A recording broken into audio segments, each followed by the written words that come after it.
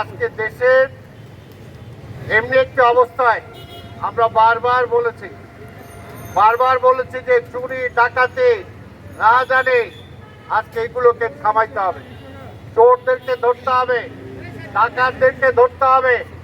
কিন্তু যারা ব্যাংক চুরি করে নিয়ে গেল, লুট করে নিয়ে গেল, আজকে তাদের কিন্তু কোনো গ্রেফতার করা হচ্ছে না। আমি গতকালকেও আপনাদের এই কথাটা বলেছি, আজকেও বলতে চাই, আজকের এই ব্যাংকগুলোর এত হাজার হাজার কোটি টাকা গেল কোথায়? এটা তো জনগণের প্রশ্ন। জনগণের টাকা নিয়ে তারা কোথায় হাওয়া হয়ে গেল? তাহলে তাদেরকে কেন আইনের আওতায় আনা হচ্ছে না? কেন আইনের আওতায় আনা হচ্ছে না? কিন্তু আজকে সেগুলো ধরবে না। ধরবে কাদের?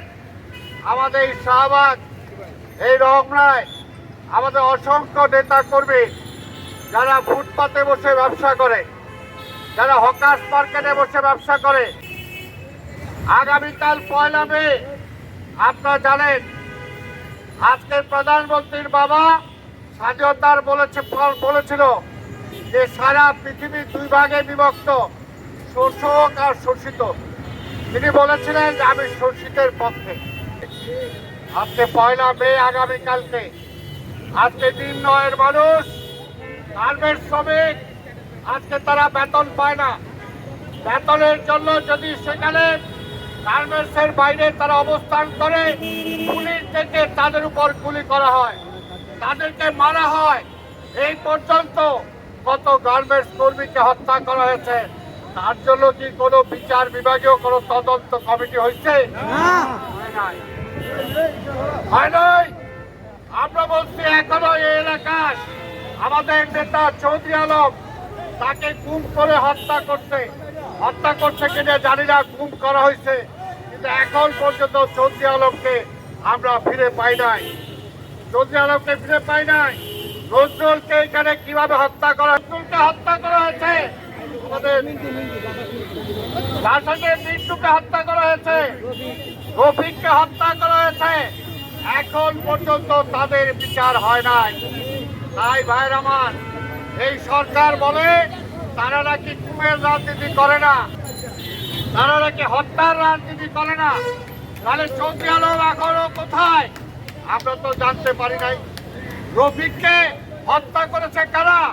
রফিককে হত্যার পরে আমরা লাশ পেয়েছিলাম, তার পেছনে হাত গুড়ি করে হ্যান্ডকাপ লাগানো অবস্থায়। হ্যান্ডকাপ কারা ব্যবহার করে? প্রশাসন ব্যবহার করে। তাই বলতে চাই, আজকে হত্যা করে, গুম করে বিএনপিকে শেষ করা যাবে না। অনেক চেষ্টা করেছেন, কোনো লাভ নাই। তাই বলবো, আজকে দেশের মানুষকে বলবো, এলাকার সাধারণ খেটে খাওয়া মানুষকে বলবো,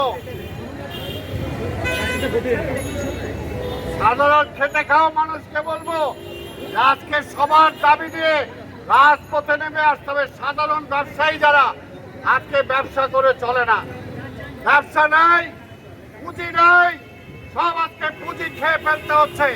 মধ্যবিত্ত যারা ছিল তারা আজকে শেষ, নিম্নবিত্ত যারা ছিল তারা একেবারেই শেষ। বন্যায় যার বাড়িঘর ভেসে গেছে, বন্যায় নদীতে যাদেরকে ভাসিয়ে নিয়ে গেছে, তারা আজকে এখানে বাস্তরা হিসেবে আসছেন। তাদের কোনো আজকে থাকারও জায়গা নাই, খাওয়ারও জায়গা নাই। আর আজকে মন্ত্রীরা বলে দেশের মানুষ খুব আরামে আছে। আরামে আওয়ামী লীগ আছে। তাই ভাইর আমার, আসুন আমরা তাদের প্রতিবাদ করার জন্য এই রাজপথে নেমে এসে আমরা আন্দোলনের মধ্য দিয়েই আজকে এই সরকারকে বুঝাই আমাদের দাবি ভোট, আমাদের দাবি আমার ভোট আমি দেব, যাকে খুশি তাকে দেব। কিন্তু আজকে সেই ভোট নাই। সেই ভোটের অধিকারে ফিরে পাওয়ার জন্যই আমরা লড়াই করছি, মানুষের অধিকার ফিরে দেওয়ার জন্যই আমরা লড়াই করছি। এই লড়াই ইনশাআল্লাহ। শাহবাগ থানা বিএনপি নেতা জাকির মিন্টু, রবিউল ইসলাম স্বপন, বিষ্ণুবরণ আহ্বায়ক, দায়িত্ব বিএনপির